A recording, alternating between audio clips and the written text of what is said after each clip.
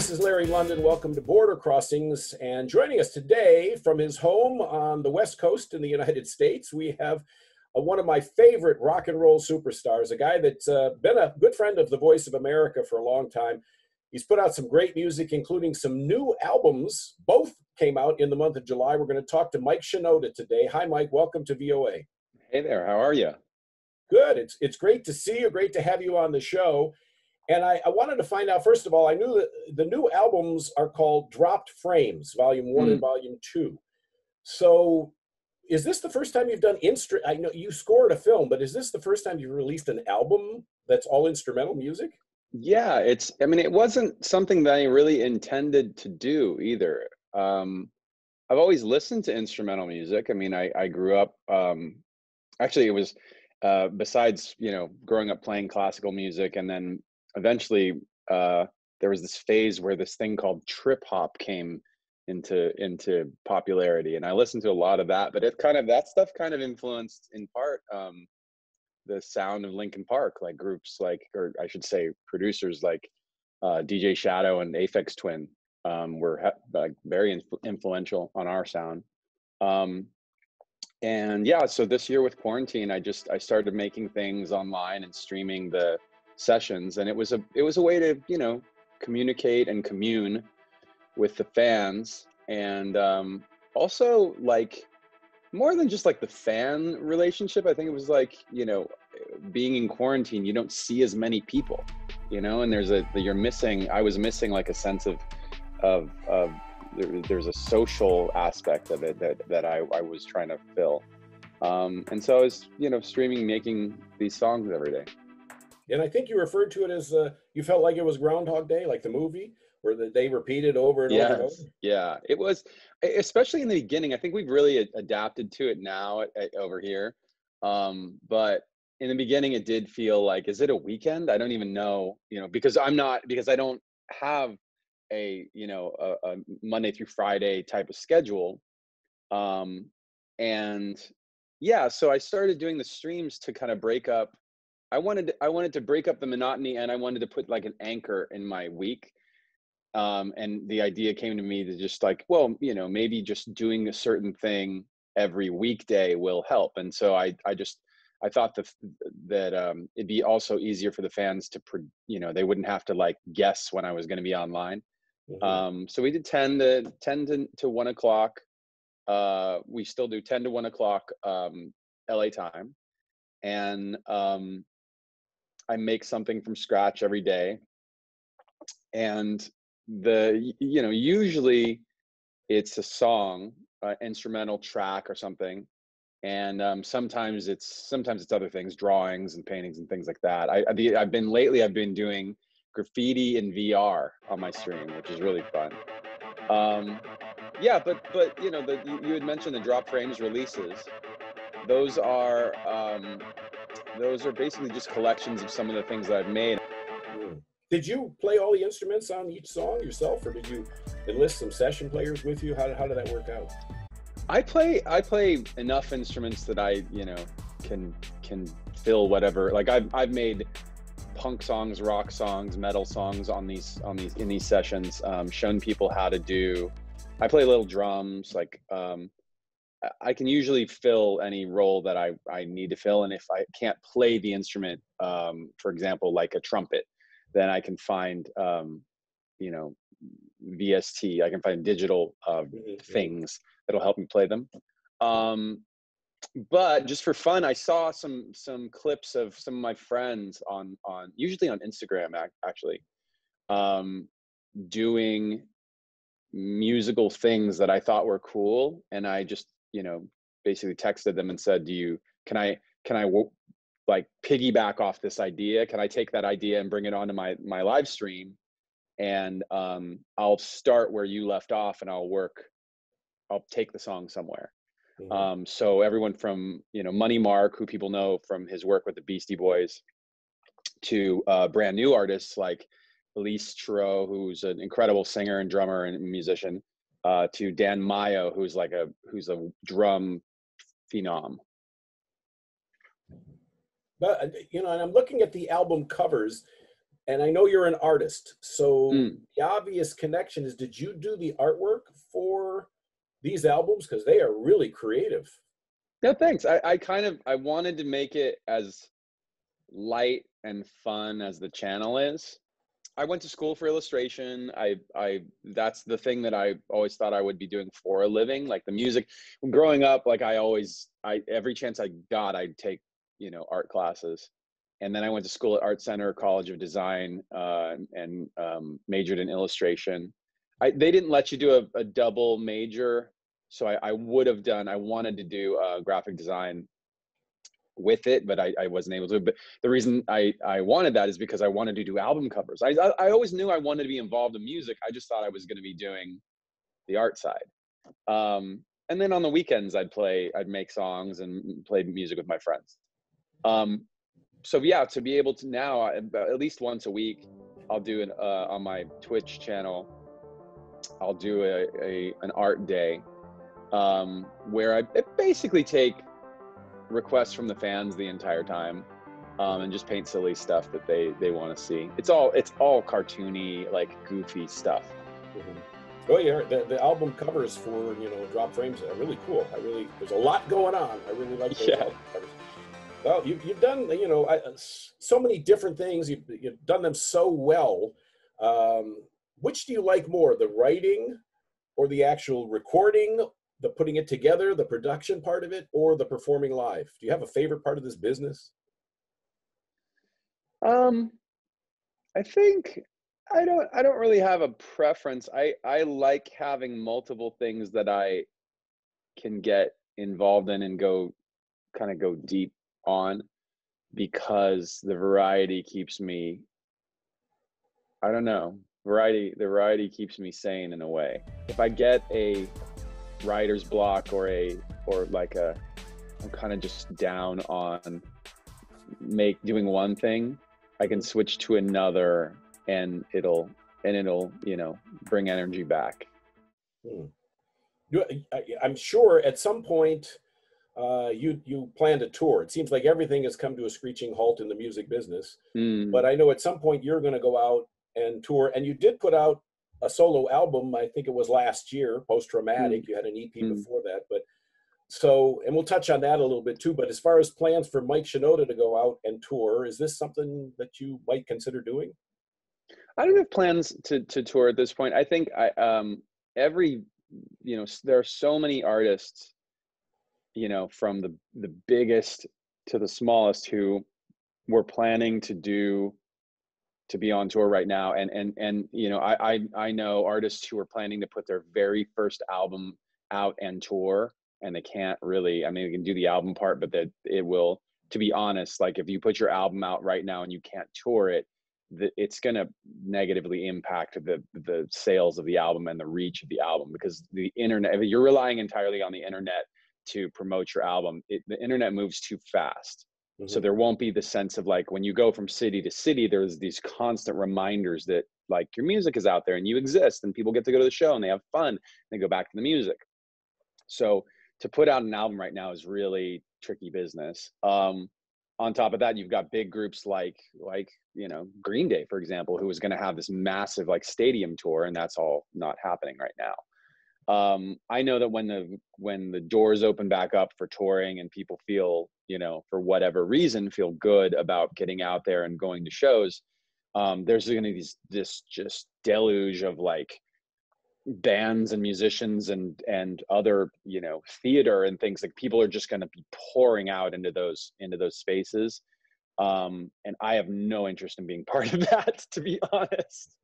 Like, it's gonna be crazy. I will definitely be the one eventually in the seat enjoying the show. Hmm. Now talked about personally or professionally how this whole pandemic has affected you. How about personally? Everybody at home is okay? People that tested positive? I mean, how has this impacted Mike Shinoda's life? Yeah, I mean, I don't have, so I've had various friends, like, catch COVID. I know people have caught COVID. I know like friends of friends or friends of family members who have actually passed away. But luckily nobody in my immediate circle and my immediate family. We are very conservative over here about masks and social distancing. We haven't done an indoor anything since, like, what is it, March now? Or was it March? It was, we take it seriously. And even if it's like, we limit the amount of people in the house and all that, or around the house rather. And if we go out, we wear masks. We had a scare the other day, actually, that one of my kids' friends' families tested positive. And so we had to go get tested. And it turned out that they had been sick weeks before, and that their like, I guess, COVID levels that were coming down. So they were barely at the tail end of having it. And on top of that, we social distanced and wore masks so we didn't catch it. But yeah, knock on wood, I mean, thank goodness that everybody seems to be doing fine. And our kids are old enough that they can, like, if they have a tech problem, oftentimes they can figure out their own tech problem, which is really nice. Yeah, and like I was saying, you do so many different things. One of the things you have done, I don't know if you're still doing it, you had been an election correspondent for the UK. So are you still, this is the perfect time for election coverage now.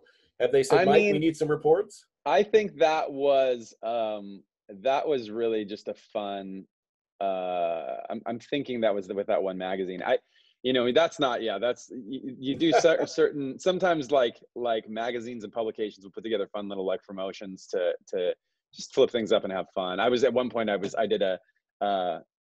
the magazine editor of Kerrang, which is like a very famous rock magazine. Yes, yes. And I really, as you can imagine, I really didn't do very much. Like, I did more than I would expect, actually, but it still wasn't very much. So yeah, in times like these, like, I've actually been trying to stay a little further away from it. I do obviously plan to vote. I do encourage all of my fans to vote. And once in a while we talk about, like, social issues and things that are going on in the news.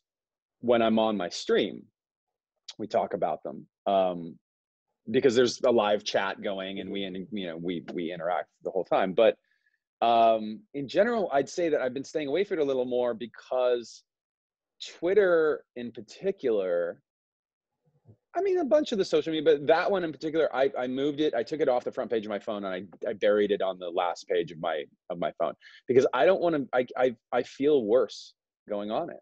I realize, like, every time I go on it, I come off feeling worse, and so having that, I'm grateful for that awareness. But I was also thinking, like, well, if we should talk about that too. It's on my channel. We talk about how, sometimes when you're a little addicted to certain apps, they're not doing you a service at all. Like, it's not even entertaining you. It's just making you sad or making you angry or giving you false information, which is, who wants any of those things? Right. You're big on social media and Twitch. Why did you pick Twitch to do a campaign for the new album with, for the benefit of our international audience who may not be familiar with Twitch? Because, here in the United States, we catch up on the latest technology and it kind of trickles down to the rest of the world. What exactly is Twitch? How do people access it? How can they get your album? Okay. So actually, there's a couple things to probably clear up then, if I'm speaking to people that don't know what it is. Number one, these albums are not the centerpiece of the discussion, actually. Really, the action is on the channel. So Twitch is a live stream platform. For a long time, it's been really known as a gaming platform. So people go on and play video games and talk about video games. That's the majority of what they've been known for a long time. But other things have become more and more popular on the platform. So people will go on and they might stream video games for 6 hours. I mean, there are definitely plenty of examples of people who have streamed games for 24 hours on, like, a marathon. And they can collaborate and work and stream together. But when it comes to other things, there's art, there's people who draw and paint on the channel, there's people who sculpt, there's people who just chat, there's people who do interviews, and there's people who do music. a lot of musicians started ending up on the channel this year because they couldn't do live shows and they wanted to live stream their performances. Sometimes those performances look like a concert that, you know, you would go see 60 to 90 minutes. Sometimes they look like somebody in their bedroom, like playing covers for, you know, a little while. A couple people stream their music creation process. Not very many. When I saw that for the first time, I realized, wow, there's really an opportunity on this channel to do something that not very many people are doing. And I do it very differently from the people that are there. Most of the people who are there are on their laptop or on their computer, like working inside the box, and imagine like a DJ, right? Like they're producing tracks using virtual instruments. Well, on my channel, like you might tune in and I might be playing drums and showing you about the mic configurations, or showing you about how different ways to lay in guitar parts. And I'm working inside the box too and doing, you know, virtual instruments as well. But I definitely feel like it's a very vibrant world over there. That's like, it's not something that really exists. I don't think it really exists on any other platform, at least an English-speaking platform. But by the way, my channel, if you want to check it out, is twitch.tv/official Mike Shinoda. And today, what am I doing today? I didn't decide. Usually I'll decide on a Monday what I'm going to do on Tuesday. And I didn't do that yesterday. So today is going to be a surprise stream, I guess. Ooh, and again, the channel is, if people want to go check it out? The channel is twitch.tv/official Mike Shinoda. All right. People definitely have to check that out, and check out the new albums, Drop Frames Volume 1 and Volume 2. Now, I want to talk about another album. I'm sure many people recognize that Mike Shinoda's the guy who put the band Linkin Park together back in 1996. And you've come on a very special anniversary, the 20th anniversary of Hybrid Theory, which is one of your most, you know, loved and successful albums of all. You know, you had many, many albums. What does Hybrid Theory mean to you? And the 20th anniversary of that album, how do you reflect on it? When I think of Hybrid Theory, more than thinking about like the launch pad of the band and you know, the career that it's given us, I think of like all of the firsts and all of the, you know, the feeling you get on a road trip. Like it's a lot of that. It's a feeling of like going out into the world and not knowing what's out there and experiencing like so many things for the first time. Before we had finished our album, I had never even been to New York before. Like I went to New York City for the first time mixing the album.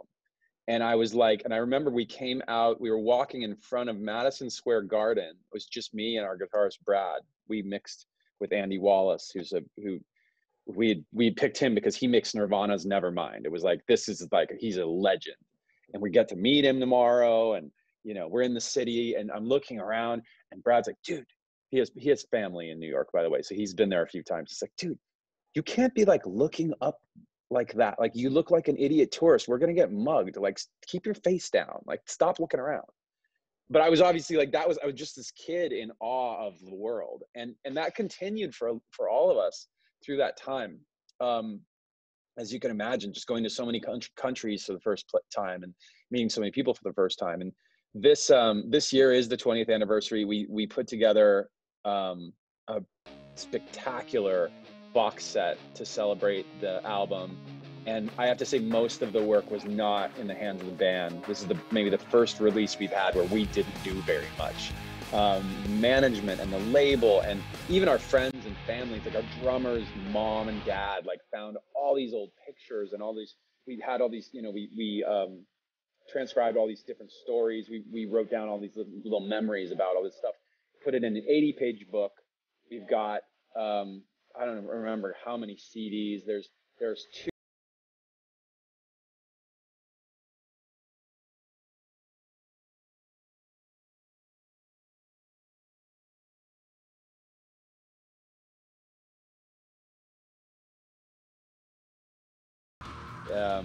it's, I forgot half of those things even happened. And it's just so funny, and everybody's so young and doesn't even know. I mean, we didn't know anything.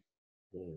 I'm sure you have mixed emotions about it because Chester's not here anymore to Mm. share in this special event in, the history, the legacy of the band Linkin Park. And so I have to ask the question because the fans want to know, and this is, I'm sure you get asked this all the time, will Linkin Park get back together? Well, we don't have, I mean, to address the first part, I think um, yeah, of course we would have preferred to have him with us to do this, but I think what's one thing that is special about looking at, especially with this much distance between his passing and now, one thing that's so nice about this release is that you do get this wonderful joy um, that we all felt at the time, and it's so awesome to look back at that, and that I feel like it's definitely more of a positive project than anything. It's definitely, it feels fun, and with that said, like, we don't have any plans right now we're not doing anything as a band right now. And maybe part of that is that, looking back at this stuff, like, oftentimes people ask, well, why, this is a little bit of a detour, but it makes me think of the fact that people have asked, they asked especially years ago when we really started to change our sound. From the first two albums were a certain sound, and then after that it started to go away from that. And at some point people were like, well, why are you changing your sound? Like, you're known for this thing, it's performed so well.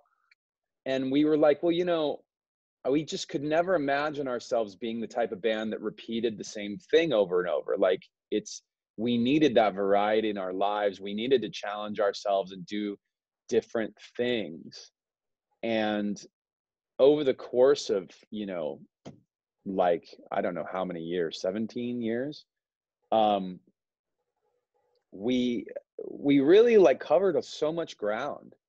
And so, if we were to ever start up again, I think that I would hope that it would have to do with wanting to, like, having a creative drive that we had something to say, we had something to make, that we go, oh, okay, this is something the world needs. Um, so right now, I think we're just not feeling that, Mhm. which is probably fine and natural. Right, right. Well, And we given the really emotions. do. Like, I think it's a much better use of energy to just celebrate the fans and celebrate this moment in time that happened. Mhm. And Fort Minor, any chance of the Fort Minor project again? Not right now, no. Not right now. All the focus is on Drop Frames, which is the brand new project from Mike Shinoda. Volume 3 of Drop Frames, which is, I think, 14 more tracks of instrumental uh, silliness that we did. Actually, it's not all silly. I shouldn't say that. But it's 14 tracks of instrumentals that we made on the channel on Twitch. And there's a variety of themes and moods and Yes. energies and Yeah. A lot of times on the channel, there is, I'll take, basically, people can earn by being on the channel. You're rewarded for loyalty. You're rewarded for being there. So as opposed to, other platforms where you like and forward and retweet and whatever things, on Twitch you really get points for being present. And on my channel, those are called Shinoda bucks. So when you save up enough Shinoda bucks, you can spend them on um, asking a question, suggesting a theme for the art day, or suggesting a theme for a music day. And the music days, I mash up different themes. Mhm. So sometimes that's like, sometimes it's things that fit together, like, a rock thing and a blues thing, whatever. But I've gotten classical, I've gotten movie scores, suggestions. They've said, can you make a song in the style of this Final Fantasy video game? Can you make a song in the style of this Pokemon? Can you make a song in the style of Michael Jackson circa Thriller? A song in the style of Red Hot Chili Peppers, a song, you know, and so on. And a lot of times I've got to take those things and mash them up together. Mm-hmm. So meaning I have to do a Final Fantasy video game meets Michael Jackson Thriller song, which is super challenging and super fun for me to do. And that's what you hear on some of these tracks on Drop Frames. Are the 10-year-olds showing any inclination to music? Are you encouraging I have 3 kids, and we don't push them to do music so much, but they love it anyway. Actually, there's always music going on in the house, but it's upstairs you'll hear, like downstairs you'll hear live drums, upstairs you'll hear usually Broadway theater. Wow, that's great. You have been watching a very special interview with Linkin Park founding member Mike Shinoda, who is busy promoting a brand new album on the Twitch channel. And we are so happy that you're tuned into our channel. This is Border Crossings on television. Thank you so much for watching today. My name is Larry London, and I hope to see you soon, right here on The Voice of America.